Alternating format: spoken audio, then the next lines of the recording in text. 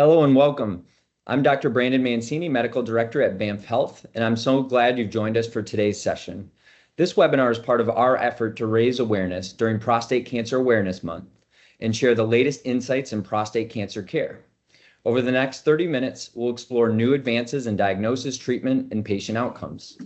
Whether you're a healthcare provider, a patient, or simply someone who wants to learn more, I hope you find this session both informative and empowering. Let's get started. I'm joined today by two legends within the field of medical oncology and prostate cancer care worldwide, Dr. Elisabeth Heath and Dr. Ken Pienta. Dr. Elisabeth Heath is a nationally and internationally recognized expert in genitourinary oncology, serving as the chair of the Department of Oncology at Mayo Clinic in Rochester, Minnesota. She specializes in clinical and translational research, focusing on early phase and genitourinary clinical trials and improving care for all patients. Her expertise covers a range of genitourinary cancers, including prostate, kidney, and bladder cancer. Through her work, Dr. Heath continues to contribute significantly to the oncology community with a focus on patient-centered care and driving innovation in cancer care. Dr. Kenneth Pienta is the Donald S. Coffey Professor of Urology and a Professor of Oncology at Johns Hopkins School of Medicine. He also holds an appointment in the Department of Pharmacology and Molecular Sciences. He is an internationally recognized leader in prostate cancer research and translational science. Dr. Pienta serves as the Director of Research for the Brady Urological Institute and co-leader of the Kimmel Cancer Center's prostate cancer program. Dr. Pienta is currently actively developing clinical trials and treating patients with newly diagnosed high-risk and metastatic prostate cancer. So thank you so much for both of you being here today. Dr. Pienta also is recently in the historical lores with a beautiful portrait to go down in the history of Johns Hopkins when it's said and done here. So thank you so much. So obviously today we're chatting just briefly here about Prostate Cancer Awareness Month. And just starting with Dr. Pienta, kind of why is this important? What message do you hope that patients and providers get with a month dedicated to prostate cancer awareness? Well, Brandon, thanks so much for having us here this morning. It's important because prostate cancer continues to kill men in the U.S. and around the world at an alarming rate. As our population ages, we continue to see the incidence of prostate cancer going up every year. And we unfortunately are having many more men dying of prostate cancer every year because they don't get diagnosed in time. So Prostate Cancer Awareness Month is all about reminding guys that they need to get screened and to look for their cancer. Bottom line. Absolutely.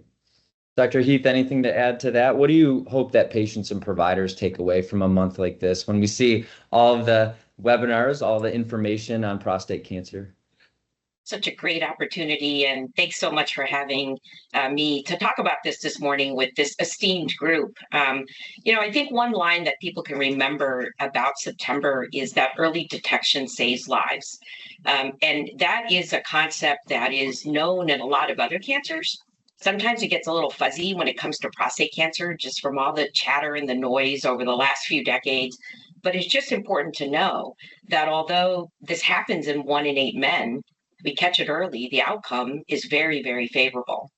So I think the message for this month is have a conversation about prostate cancer screening, so that early detection saves lives. Yeah, that's awesome. Yeah, and obviously with both of you dedicating your lives and careers to not only medicine, but gentlemen who are afflicted with prostate cancer at various stages, obviously have seen a lot of innovation and development over the years, from the beginning of training all the way to today. And I think it's always exciting to understand like where things were in the past, where they are now, and where you see them going. So just looking historically, what do you think are some of the most exciting advances in treating advanced or metastatic prostate cancer over the last 5 to 10 years specifically? Dr. Heath? Well, I've had the great pleasure of training under Dr. Pienta. Not to date you or anything, Ken, but it's such a wonderful journey in terms of the development that has occurred. I remembered when I first arrived in Detroit in 2003, and we had mitoxantrone. And during training, it was mitoxantrone or get a person on a study. And just to see the advancements from AR targeting drugs to what we are trying to do today in theranostics, what you're an expert in, and all of the terrific laboratory work that Ken, you're doing, it's exciting times, very exciting. The fact genomics has shown up to the prostate cancer space is just tremendous. So we have come a long way in not just 20 years, but specifically 5-10 years, where the technology is starting to catch up to a lot of the laboratory science. And now we're translating it into the clinic. That's great. How about yourself, Dr. Pienta? What big things, stick out? I mean, it goes without saying, even with this, being Prostate Cancer Awareness Month, that the whole technology around prostate-specific membrane antigen, or PSMA, screening for detection, for diagnosis, as well as now for treatment, what your whole center at BAMF is focused on is the new normal. Theranostics is the new normal. I had the pleasure of being one of the first people to use PSMA to look for cancer, as a detection, as an imaging agent, and to watch that evolve to the new standard, replacing pretty much CT scans and bone scans as the new normal way to look for prostate cancer has changed everything. It's changed the field. It's changed how we think about its biology, how we think about how to find it, and how we think about treating it. And so I don't think there is a bigger advance in basically all of cancer in the last 5 years.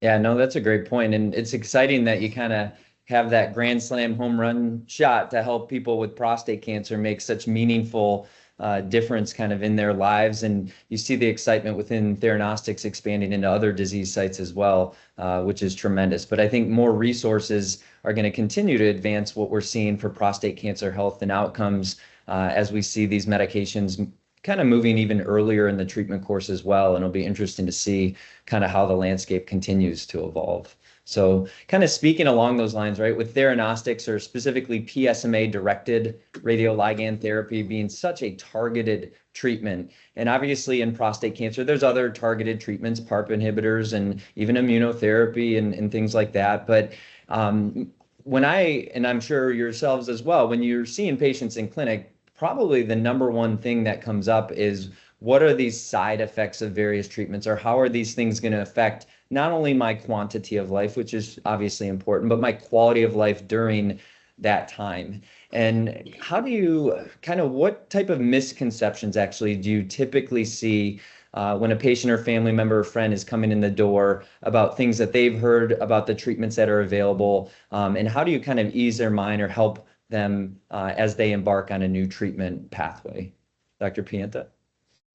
I think the most common misperception, and the thing that I certainly have to spend the most time talking about, is that the way we treat prostate cancer is very different than other cancers. And folks almost always have had a family member with colon cancer or breast cancer or pancreas cancer or lung cancer, where you're using multiple chemotherapies or other modalities and all people remember is their hair falling out and being sick all the time. And that's just not true anymore in general for cancer, but also for prostate cancer specifically. Very few of the therapies we use have those vicious side effects that people associate with cancer therapy, especially the older generations where there was very limited things that could be done, and it was all around chemotherapy that made you sick. And so the number one thing I tell my folks and their families is, this is not your mother's chemotherapy, to say the least. I'm sure Elisabeth can do a much better job talking about this than I can, but that's my main message. Yeah, that's great. I think a lot of people come with, oh, I know this is going to happen to me. And they lay out the entire litany from, worries about androgen deprivation side effects all the way to I'll have dry mouth to, anything else. And I think in some sense, the conversations around side effects are really good because it has empowered many, many patients, many family members and caregivers.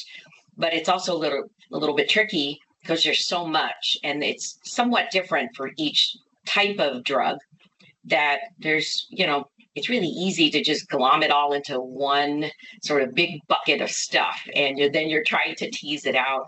And there's also this sort of worry that this is inevitable. This is going to happen to me. I will have this happen to me. And that is not true. I agree with what you said, Ken, in terms of not only do we have sort of a better line of sight of how to manage these side effects, we're also empowered with a lot of newer drugs that didn't exist 20 years ago. In general, we don't see all of the common chemotherapy side effects, but it doesn't mean that we're not paying attention. I think it just means we're very fortunate in prostate cancer. It doesn't bubble to the top. But this is where having a really good conversation with your care team and, figuring out what's available. But that starts with sharing how you're feeling, your concerns, what are you worried about? If that conversation doesn't happen, then we don't know. Absolutely. Yeah, and I think a lot of times when people get started on a treatment, once they kind of understand how it truly affects them, and hopefully most have that experience where, oh, this wasn't as bad as kind of my anxiety or my concern was going in, then they can kind of settle in and kind of focus on living their best life during that time. So no, that's great. And I think with that, I mean, definitely side effects and then kind of just actual anticipated outcomes or the future that lies ahead. And so big picture, I mean, how do you help patients balance hope with realism and kind of navigating that future space when discussing treatment outcomes? Because if we're dealing with high risk in advanced or metastatic prostate cancer, and we know this is something that will have to be managed for months and years and for the rest of their life, how do you personally kind of approach that when you're first meeting patients or in those first few months worth of visits? Dr. Heath? I really try to put the entire picture there. Not that we have all the answers, but I think when the cancer diagnosis comes, people feel, that this is a sprint and I've got to get all of these things lined up and done. And then you want to be, quote unquote, done with it. And this is one of these cancers that's not the case. If anything, no matter where you are in the disease journey, it's something that's going to be around for a while.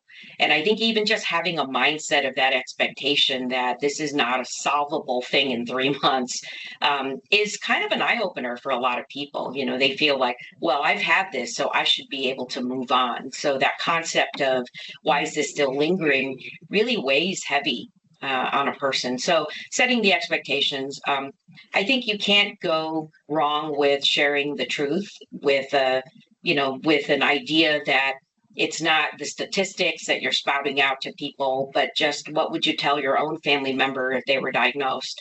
How would you explain it to them? And understanding that, of course, we're going to go full force and the hope is there, but how does it really practically affect their life? I take something like hot flashes, which we've sort of talked a lot about over the decades, but, for working individuals that have to wear a suit or a shirt and tie, and you're having one of those moments, that's probably the most disruptive and worrisome thing that could happen to a person. Then what did you say that survival percentage was on a Kaplan-Meier curve?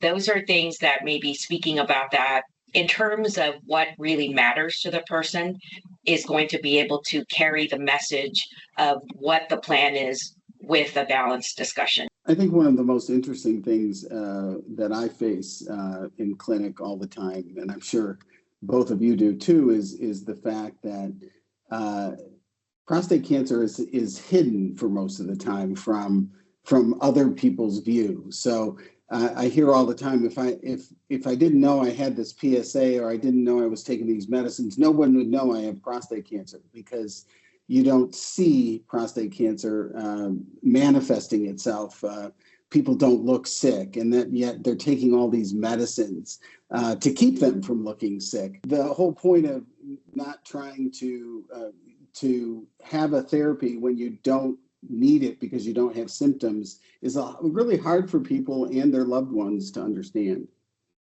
Yeah, no, I definitely encounter that a lot too. And I think, yeah, it's that balance of trying to explain maybe some of the times we need to be proactive to prevent a symptom from occurring, right? It's that healthy balance. Also with PSA, right? You're not just treating the number. There's a lot of nuance that goes into each and every decision we make every single day. And I think in theranostics, it's super interesting. I mean, we do a post-therapy SPECT after each treatment, right? And so it's super empowering for patients because with that post-therapy SPECT, you can see where your medication went from the day before. And so a lot of discussions regarding efficacy or what does the future hold, we tend to kind of broadly cover that, but then really allow kind of the future and the present to all manifest together and show people what's happening in real time. And I think that keeps them focused on the present. I think it allows them, when they're seeing what is happening, to really fully understand. And I think that's a really unique aspect of medicine, specifically, again, theranostics, when you're seeing what's happening live and you're not a statistic anymore. This is your treatment doing what it's doing. And that allows us to have that more individualized discussion when it's all said and done. So I think there's a lot more of that to come, obviously, futuristically, but that's been great. So we've kind of talked about it briefly, but as far as genomic classifiers, molecular imaging with PSMA PET, new therapies, things like that, I mean, how is it changing the treatment landscape? Like when a new patient comes into your door, again, now versus 20 years ago, kind of what is your overall kind of proactive or reactiveness? How do you set that patient up for building that landscape of what the future might hold from a treatment perspective? I don't know, Dr. Pienta, if you have a thought on that. Well, one of the things I tell my students and remind them is that when I started, taking care of guys with, castrate-resistant prostate cancer 30 years ago at Wayne State, the median survival was 6 months. We had no therapies. Taxotere wasn't approved yet. Everything was experimental, but patients don't care about 30 years ago, right? They care about now. So I don't tell those stories to patients. But what I do tell them is that this is a new era in prostate cancer medicine. That you have a many-year journey in front of you where we're going to have a lot of different medicines and new therapies and medicines are coming along virtually every 6 months. And so as we treat you and get you into remission, and cancer will come back at some point, we'll put you back in remission, but this is a many year journey. And that's one of the things they need to hear, is because so many come in, they've been diagnosed with cancer that has spread and they think they're going to die in the next 6 months. And they've been told that by some people. And the internet tells them that. The internet continues to be a scary place for cancer patients. So my first message to them is this is going to be a long journey, and that's a good thing. Yeah. How about you, Dr. Heath? Yeah, I completely agree. One of the struggles, I think, is now we actually have a lot of options. In the days where we didn't have none, it was trials. You did what you can. Now we actually have a lot of FDA-approved drugs. So the bigger question is strategy and what's the sequence of treatments. You do a lot of clinical trials. You try not to exclude people based on, what they've received before, based on their current portfolio of agents. In a way, the lung cancer physicians have gotten this down, right? They use molecular testing, and next thing you know, if you hit positive on something, off they go. And it has nothing to do with the traditional way of thinking of how you treat lung cancer even 5-6 years ago. I think in prostate cancer, we are going to have to come to that as everything sort of bubbles to that metastatic castrate-sensitive spot. There's always a lot of conversation of, well, what's first? If you have a BRCA mutation, do you part first? Do you do both? Do you hold out? Part of the worry is, again, this is a long journey. So we want to get the first sort of thing right off the block to be the right one and not have a lot of long-term or downstream side effects.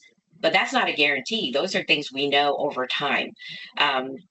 So I think some of the challenge is just because we can, I don't know whether we should. And then if that's the case, when should we? And those are just existing drugs right now. I think as the molecular testing landscape, let's say PTEN loss, something that Dr. Pienta is an expert in, what do you do with that now? Let's say you have more than one targeted possibility in your genomic profile. When do you do that? This space is going to get complicated. And that's on top of just us saying on messaging, hey, treatment intensification in this space, that's a thumbs up because that has a survival difference. And just that message alone has been really hard to get out. I think we're doing much better with that. But imagine now trying to have multiple things kind of lock into position. That communication and that messaging, I think, in a way, the oncology community should come to some consensus because it's confusing otherwise for everyone. Absolutely. Yeah, and it'll be interesting to see kind of if additional trials or other experiences kind of provide light, because even in the setting of the BRCA mutation or other sorts of mutations, there's evidence that even things that we do, right, the PSMA targeted radioligand therapy might work not as well in patients that are heavily pretreated with PARP inhibitor or others. So definitely a lot to learn, and absolutely, because it's the balance of efficacy, quality, quantity, and then sequential ability to get the most out of each treatment. So yeah, it'll be fascinating, but agree that some sort of consensus or guidance to assist patients best as a total oncologic community makes a ton of sense. So yeah. And I think obviously we talked about medical treatment. I also have so many patients come in kind of really focused on lifestyle, right? It might be that patient comes in and they've gone straight to vegan, or they've gone to keto diet, or they're taking these supplements or those. When you're in those interactions with patients, either initial consultation or over the weeks and months after seeing them, kind of what's your general approach to things like lifestyle, diet, and even mental health kind of during and after treatment to give that holistic kind of treatment approach? Dr. Heath. I think a lot of it is having an honest conversation at their current state. Everybody's coming in so different. You've got the marathon runners are coming in and you're like, okay. And then you have folks that have hypertension, type 2 diabetes, high cholesterol as a starting sort of situation. So I think being aware of how to anticipate some of the side effects as this sort of journey begins and then continues is important. I really rely on the primary care provider to be more proactive. We know metabolic syndrome shows up right after 6 months of being, without testosterone, and all sorts of things can sort of spiral from that. So I think having a really engaged primary care provider or team is critical. And we've seen it all, right? Some are like, wow, this person's under your care, cancer patient, all yours. And you're like, nope, they're perfectly okie dokie. And we want to make sure they're getting, the maximum support from your group. I think, at Mayo Clinic, we're very lucky, as well as I think a lot of centers have an integrative oncology practice where they do proactively address everything from mental health to muscle wasting to thinking proactively about exercise regimen. I think we have to think about how to weave those folks into our multidisciplinary team. I think if you're lucky to have a group like that you work with, you should leverage that resource. For those who don't, I think there's a lot of organizations, perhaps in your community, that you could tap into. So, for example, not everyone has a gym or have the finances to join a private fitness club, but you do have a local YMCA that you could attend, and with sort of proper discussion, they can also do what they can for the physical fitness piece to really help them mitigate some of the side effects. Sure. Yeah. Anything to add there, Dr. Pienta? I think that the interesting part of this is that we all know that cancer makes people feel helpless. And we all know that patients want to know, and their loved ones want to know, what can we do? How many wives have put their husbands on ultra low carbohydrate diets, no milk, vegan, the whole works. And what I tell people is pretty simple. I say, the two things that you can really do to help here are, if you're overweight, lose weight. And I don't care how you do it, as long as you do it in a healthy manner. We know that fat is bad for cancer. And so, guys are overweight. We try to be respectful that it's not easy to lose weight, especially on androgen deprivation therapy, but losing weight, if you can, is key.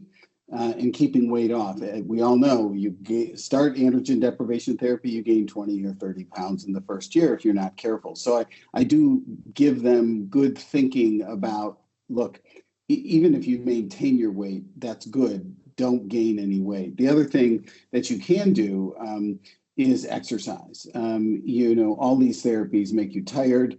They decrease your muscle mass, your bone strength. And, as Elisabeth said, getting to the why, getting out every day and walking a couple miles if you can, or be on a bike, but to keep physically active as well as working on those core muscle groups to keep your muscle strength and bone health up are things that they can control. Even if they, have arthritis and other things, there are ways to exercise that are respectful to aging points, etc. So don't gain weight, exercise, and as we all know, endorphins are the best, are great, and for your immune system. So that's sort of the lecture I give, and hopefully their primary care docs can help them with that. Yeah, that's great. No, and we're lucky that in prostate cancer management and even breast cancer for women, that there's so much data showing how these lifestyle modifications can improve outcomes. So yeah, I think, and it's always a healthy distraction to go on walks, be in nature, kind of do things along those lines. So that's great. As we've kind of spoke, right? Dr. Pienta with the thought and the focus that theranostics is going to continue to evolve and be big, et cetera. What other breakthroughs or what other major advances, whether it's P10 addressing or others, do you believe, with your history and what you've witnessed, the next 5 to 10 years, what does that hold as far as breakthroughs in prostate cancer care? A couple things. First of all, I think we're seeing the evolution of targets like PSMA being used in different ways. The idea of bispecific antibodies to attach to the surface antigen on a prostate cancer cell and then link it to a T cell that's going to eat those cancers. You see multiple trials in that area right now. And so that's one thing. The second thing is, I think that as we know on this call, immunotherapy doesn't work for prostate cancer, unlike other cancers, because we haven't found the right checkpoints that activate the prostate cancer immune system. And I do think we're going to crack that nut. I think we will find an immunotherapy paradigm that works for prostate cancer, which has eluded us so far. I'm not sure about specific oncogenic targets, mutations. In some ways, I think we would have found them already. So I'm not sure that we're going to find a good targetable therapy in the next few years, but I do think we're going to crack the immunotherapy nut. And I think you can speak better than Elisabeth and I can about how radionuclide therapy is evolving. And I think we're going to see the next generation of those therapies as critical to advancing prostate cancer care. Yeah, that's great. Yeah, I think from a radionuclide perspective, I mean, truly things that are PSMA directed radioligand therapies, right? We're kind of in that toddler phase, I call it, right? We have had FDA approval for 3 years of the main medication that we use in that space for a very specific type of patient population. Not only is that moving earlier in the disease course, but that was also the first attempt, right? It was fixed dosing every 6 weeks, up to 6 treatments. That's truly just the beginning of that whole algorithm. Sometimes patients need more or less dose. And we have the whole mixture of alphas and betas and combination therapies. And so, yeah, no, I absolutely agree. I mean, in the next 5 to 10 years, just in radionuclide therapies and others, it's going to make kind of leaps and bounds of advancements for more personalized care and better kind of durability of responses or more aggressive remissions over time, I think, when it's said and done. So Brandon, teach Elisabeth and I here something. What do you think what's going to replace lutetium as the main way that we're going to be treating prostate cancer 3 or 5 years from now?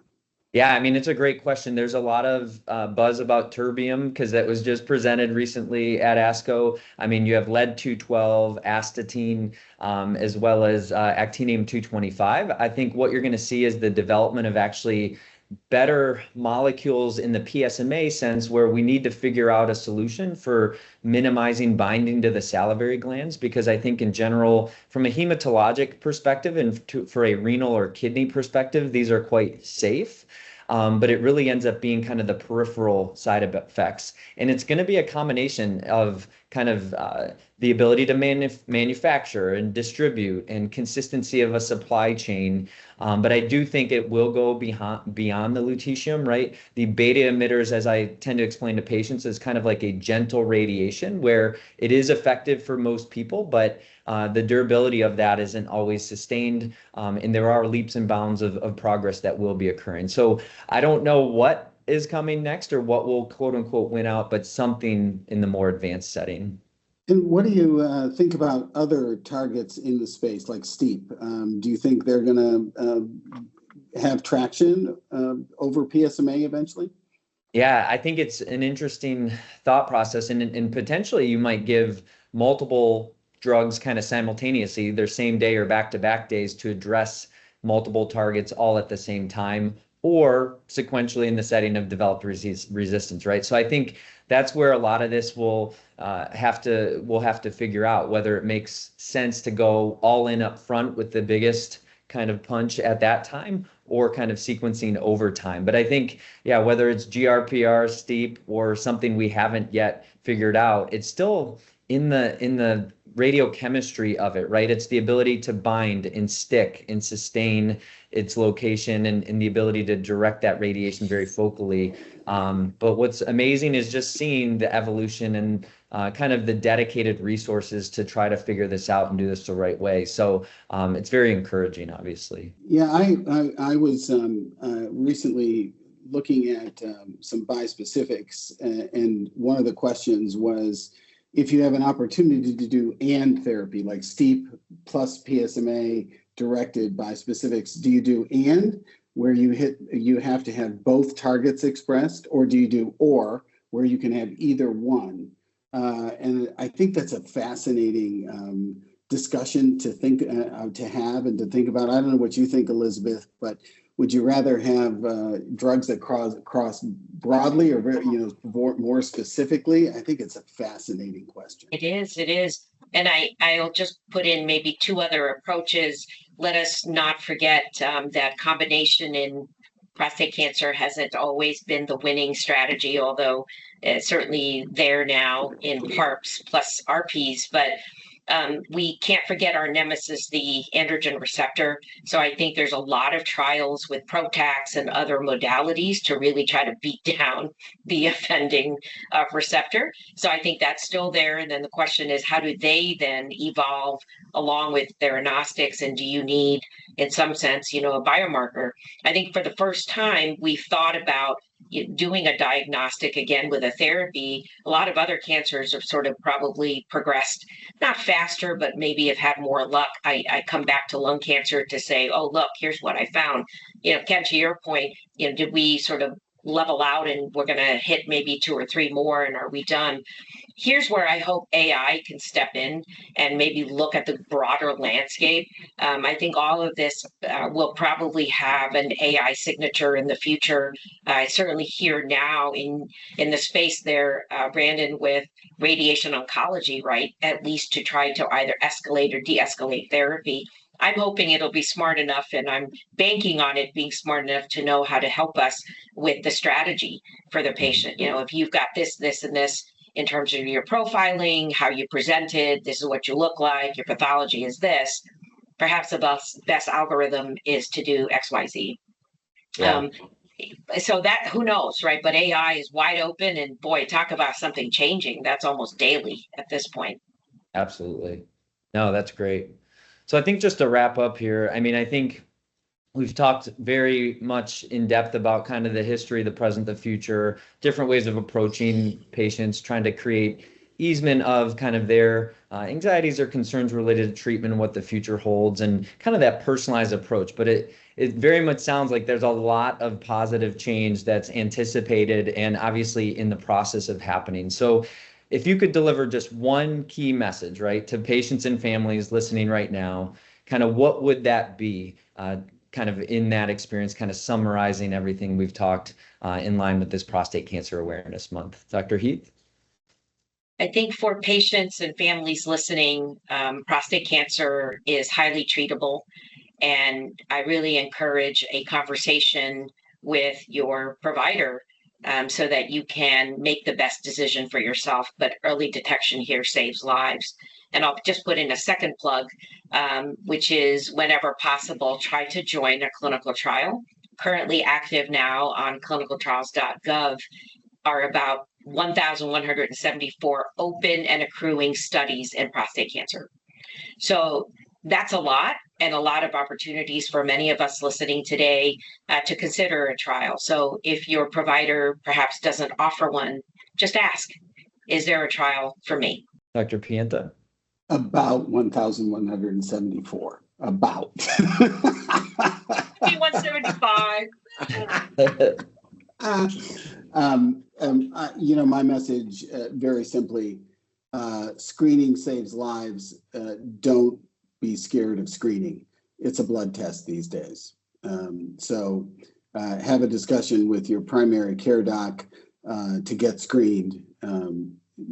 Starting at age 45 these days is the right answer. Screening saves lives. We appreciate your valuable time kind of dedicating here to this discussion today. So we appreciate everyone listening and hope that this session has provided valuable insights and practical information. On behalf of kind of the BAMF Health team and Dr. Pienta, Dr. Heath, again, we appreciate your attention and commitment. And until next time, as Dr. Pienta would say, charge, right? Charge. Absolutely. Charge.